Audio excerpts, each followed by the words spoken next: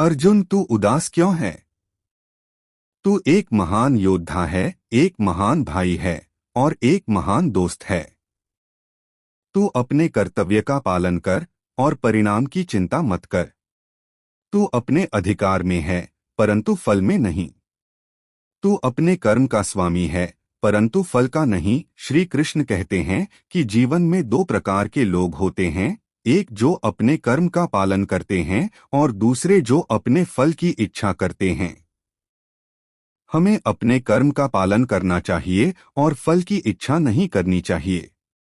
श्री कृष्ण कहते हैं कि हमें अपने जीवन में 3 गुणों को अपनाना चाहिए, सत्व, रज और तम। सत्व गुण से ज्ञान और शांति मिलती है, रज गुण से कर्म और इच्छा उत्पन्न होती है और तम गुण से अज्ञान और आलस्य उत्पन्न होता है। श्री कृष्ण कहते हैं कि हमें अपने जीवन में सत्व गुण को बढ़ाना चाहिए, रज गुण को नियंत्रित करना चाहिए और तम गुण को दूर करना चाहिए। इससे हमें शांति, ज्ञान और मोक्ष की प्राप्ति होगी। श्री कृष्ण कहते हैं कि हमें अपने जीवन को सार्थक बनाना चाहिए और अपने कर्म का पालन करना चाहिए। हमें अपने जीवन में भगवान की शरण में जाना चाहिए और उनकी कृपा प्राप्त करनी चाहिए। श्री कृष्ण कहते हैं कि जीवन एक यात्रा है और हमें इस यात्रा में अपने आप को खोजना होता है। हमें अपने जीवन में अपने आप को जानना होता है, अपने आप को समझना होता है और अपने आप को सार्थक बनाना होता है। श्री कृष्ण कहते हैं कि हमें अपने जीवन में 3 चीजों को अपनाना चाहिए, ज्ञान, भक्ति और कर्म।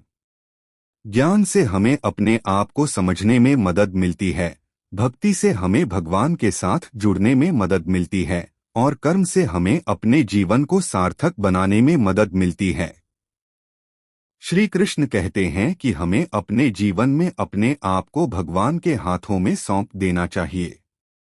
हमें अपने जीवन को भगवान के हाथों में सौंप देना चाहिए और उनकी कृपा प्राप्त करनी चाहिए।